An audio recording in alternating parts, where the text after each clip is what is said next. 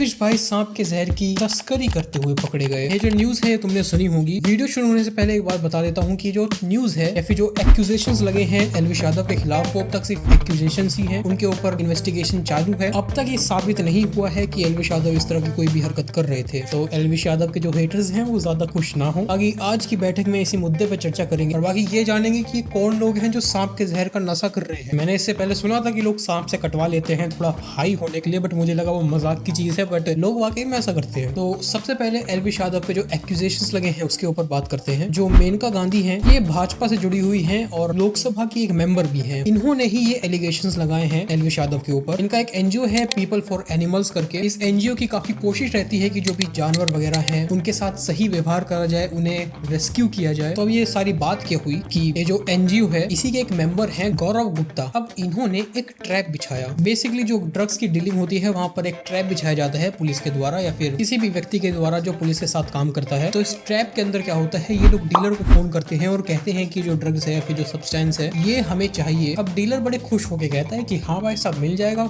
आओ ले लो। तो डीलर को या फिर जो भी ये ड्रग्स को सप्लाई कर रहा है उनकी तरफ से कोई बंदा वगैरह आता है एक स्पेसिफिक लोकेशन पे, जो भी बात करके पता कर ली जाती है। वहां पर जब ये ड्रग्स का आदान प्रदान चलता है तभी वहां पर पुलिस आ जाती है, रेड मारती है और डीलर को हरंगे हाथों पकड़ लेती है या फिर जो भी उसका ड्रग्स का सप्लाई कर रहा है उस वक्त पे। फिर उस बंदे से पता चलता है कि कौन कौन लोग हैं जो इस ड्रग्स की डीलिंग के अंदर इन्वॉल्व हैं, कौन इसकी सप्लाई वगैरह कर रहा है। तो इसी तरीके से जो एनजीओ के मेंबर हैं गौरव गुप्ता, उन्होंने ये ट्रैप बिछाया। अब इनकी जो तरफ की स्टोरी है ये कहते हैं कि मैंने सबसे पहले एल्विश यादव से कांटेक्ट किया था कि मुझे ये इस तरह का सांप का ड्रग्स चाहिए। तो एल्विश भाई ने कुछ नंबर इन्हें दिए और उस नंबर पे इन्होंने संपर्क करा और फिर वहां से इन सब लोगों को ऐसे पकड़ा गया, उन्हें बुलाया गया। सांप के जहर के साथ 9 सांप बरामद हुए, उसमें एक कोबरा भी था। कोबरास की जहर तुम्हें पता है कितने ज्यादा डेंजरस होते हैं। पर यहाँ पे सोचने वाली बात यह है कि इन भाई साहब को एकदम से कैसे पता चलेगा कि एल्विश भाई स्नेक वेनम की सप्लाई करते हैं। अब अगर किसी डीलर ने अपने बंदे को भेजा कि जा छोटू डील करके आ, अब जब छोटू पकड़ा जाएगा तो फिर पता चलेगा कि अच्छा सप्लायर या फिर डीलर कौन है। अब गौरव गुप्ता को पहले ही पता चलेगा कि ये एल्विश यादव डीलर हैं, सांप के जहर की तस्करी कर रहे हैं और सीधा इन्हें ही कॉन्टेक्ट कर दिया। और एल्विश भाई का तो सिस्टम कैडा है, इन्होंने उन्हें नंबर भी दे दिया। अब ये स्टोरी थोड़ी हजम नहीं हो पा रही है, बट खैर गौरव गुप्ता ने और मेनका गांधी ने इसके बाद रिपोर्ट फाइल करी है एल्विश यादव के खिलाफ। ये हैं भाई सब डीलर हैं। तो जो नोएडा पुलिस है फिलहाल वो इसकी इन्वेस्टिगेशन कर रही है।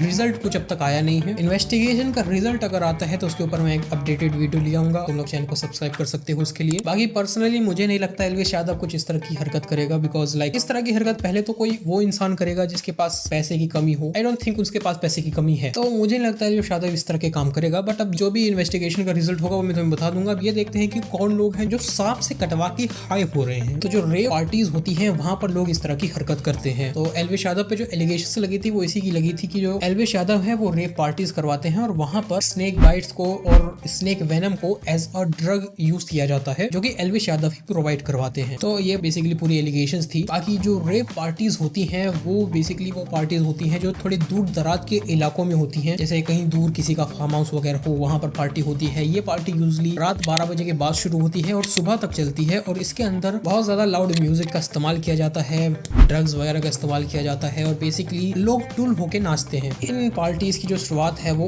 अंडरग्राउंड पार्टीज के नाम पे हुई थी और आज के भी टाइम में जो रेव पार्टीज हैं ये यूथ के अंदर काफी फेमस हैं। बाकी इन पार्टीज में जो लोग हैं वो अलग अलग तरीके के ड्रग्स का यूज करते हैं, जैसे कि स्नेक बाइट हो गई। लोग लिटरली सांप से कटवाते हैं अपने आप को ताकि वो हाई हो सके। अब ऑब्वियसली पूरी तरीके से सांप से नहीं कटवाया जाता है, थोड़ा सा स्टिमुलस लेने के लिए सांप से कटवाया जाता है और इसके जो इफेक्ट्स होते हैं वो बहुत ज्यादा लंबे समय तक होते हैं। तुम बहुत लंबे समय तक हाई रहते हो स्नेक बाइट की वजह से। आगे स्नेक बाइट को छोड़ के अलग अलग एनिमल्स को भी यूज करा जाता है, कई रेप्टाइल्स को यूज करा जाता है, लिजर्ड को यूज करा जाता है, स्कॉर्पियो को भी यूज करा जाता है, टॉक्सिक हनी को यूज करा जाता है। और यूजुअली जो लोग होते हैं जो इन सब चीजों को यूज करते हैं उन्होंने बाकी के जो भी तुम्हारे ड्रग्स होते हैं कोकेन वगैरह वो इन सब को यूज कर चुके होते हैं। बेसिकली इंसान बोर हो जाता है ना, तो इसलिए नई नई चीजें वो लोग इस तरीके से ट्राई करते हैं। अब इन सब चीजों से तुम्हें कई तरह के इफेक्ट्स होते हैं, हिप्नोटिक इफेक्ट्स होते हैं जिसकी वजह से तुम हाई रहते हो। कई तरीके के केमिकल्स रिलीज होते हैं, सेरोटोनिन, पेप्टाइड्स एक्सेट्रा एक्सेट्रा। एक तो नॉर्मली इंसान को ड्रग से दूर रहना चाहिए बिकॉज वो तुम्हारी सेहत के लिए बहुत ज्यादा हानिकारक होते हैं